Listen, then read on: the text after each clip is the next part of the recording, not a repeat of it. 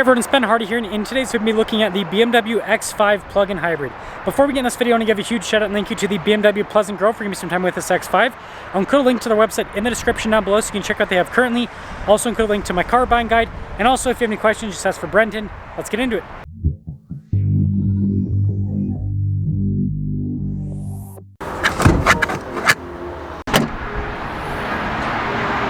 Under the hood, we have a turbocharged 3-liter inline 6 that's paired to a hybrid system and an 8-speed. The MPG-E rating is 58. 22 is the MPG rating without hybrid assist. And then this can go 39 miles on a charge. Power outputs are quite impressive. 483 horsepower and then 516 pound-feet of torque. Before we move forward with this review, I do want to mention if you want to see more videos just like this, then I recommend you subscribe because I post content every single day. Now this is finished in a special color. It's kind of like this bronzy brown. That's a good way to put it. Anyways, really cool headlight design with the X5 as always. And then notice everything's blacked out here on the front end. You do have some blue, by the way, around the BMW logo to signify it's a hybrid. But that's cool. Quick note, for those of you that are wondering, charging ports just here on the driver's side. Now on the side here, our turn wheel setup is 275 by 40 by 21 in the front, and then 315 by 35 by 21 in the rear. And you can see here with the wheels, you've got the silver there with the metallic gray. We also have the cool red brake caliper as well. Got these nice painted fender flares.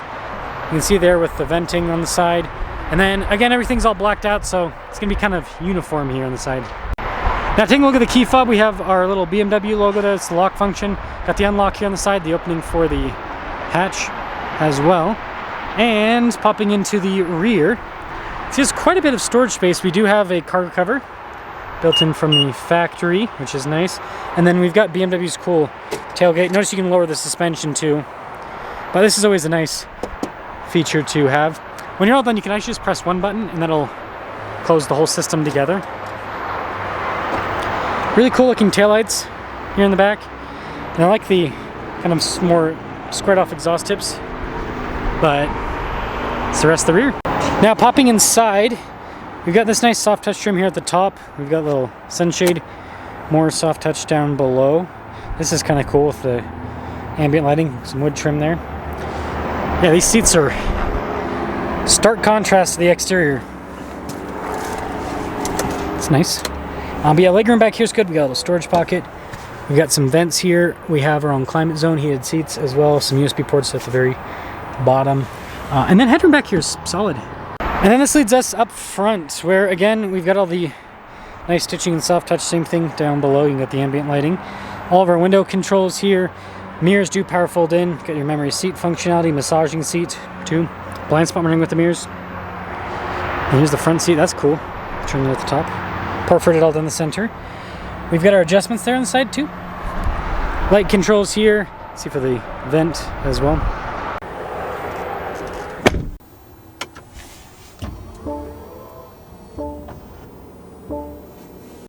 Now take a look at the steering wheel. You can see we've got nice soft touch trim all around. Darker stitching there on the center. M logo there. Paddle shifters here on the back. We also have practical controls like your phone control, cruise control on top of that. Regular stocks here on the back. And we do have this nice digital gauge cluster, which, depending on the drive mode, will change what the gauge cluster shows. And it'll also show you your range that you have available. Nice 360 camera system, just like other modern BMWs. And as for the infotainment system, again, this is the newest unit that BMW has in their cars, so it's quick to respond. It's very easy to use. It's got Apple CarPlay and Android Auto, and it's all one unit. Nice wood trim here across the dash. You've got the stitching there up top, and I like how this goes to the X5 logo. Let's go to vents here. And then you can see here at the physical radio control there. Nice wood trim that covers up the phone charging pad and cup holders and all of that. And then we've got a lot happening here. So this is for the infotainment system.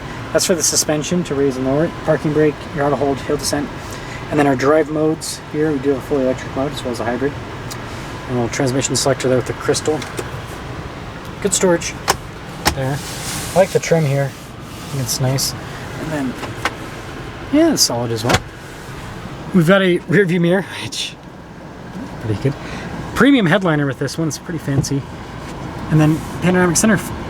So here's our window sticker for this hybrid, plug-in hybrid.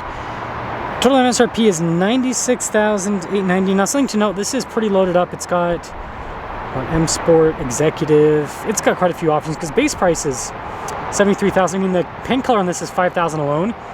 So, I mean, you do a less fancy paint color and that saves you quite a bit. But anyways, let's drive it. Well, X5. Ooh, gotta be another BMW popping behind us.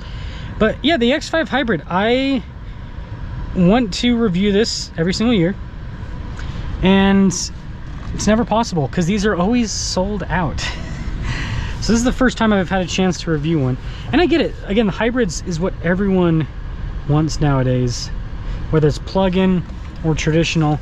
And something that I do think, and I will mention this, I think it's a little bit of an oversight by a lot of the luxury manufacturers, is they don't have a lot of traditional hybrids. Like what you'll see is you'll have mild hybrids with pretty much all their cars, and then if they do have a hybrid, it's a plug-in. They don't have the in-between, which is a traditional hybrid. So like a mild hybrid, you know, you might have like a larger 48-volt starter, right? Whereas with a traditional hybrid, you actually have like a bigger battery, you know, usually a 1 kilowatt-hour battery pack, whereas something like this probably has a 20 kilowatt-hour battery pack. So just different, right? Now we're just using electric power. It's smooth. It's good. Jeep almost ran straight through us. Yeah, it's got smooth, solid power delivery.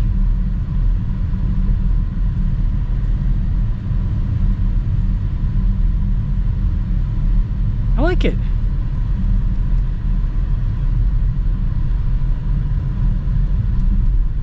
I think they've done well with the electric power. It's enough that you can just kind of toot around town, no problem. So, I'd say that's a plus.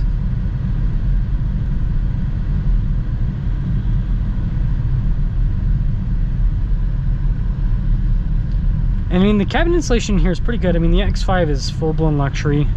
Again, once you have massaging seats, it's like it's pretty much, that's overkill for me personally, but I'm like, that's pretty much as luxury as it gets. Massaging seats. Yeah, a little bump, not too bad though.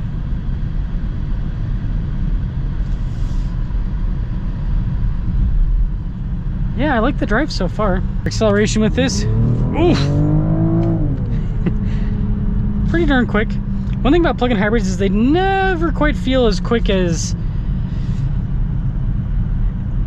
just an engine with this much power, right? You take a V8 and you give it this exact power figure and the V8's going to feel quicker compared to a plug-in hybrid. Which is kind of always the story, but it's got good power. Again, BMW's inline 6 by itself is a solid engine. I wouldn't buy this for the acceleration. I understand the acceleration is probably going to feel a little bit, but it's also heavier. But it might feel a little bit better than the inline 6 by itself, especially on the low end because it helps out with extra torque. But the biggest reason why you get this is for the electric driving, right? You want to live that plug-in hybrid life. And that's what this is, right? It's a plug-in hybrid with solid range. And really, I feel like this is just BMW trying to keep people from buying those Volvos, right? Because Volvo, just pretty much all their cars now, they only want to sell them plug-in hybrid. And so this is BMW offering something that's like, hey, you want kind of like a Volvo-like experience where you get 40 miles of electric driving range, plug-in hybrid, but it's still BMW? Here you go. So I think that would be kind of a good way to look at this. And it has a bigger engine. The Volvos use little 4-cylinders, 2-liter 4-cylinder, whereas this has a 3-liter inline 6, so it is a bigger, stronger engine to base things off of. Yeah, I like it. Let me know your thoughts.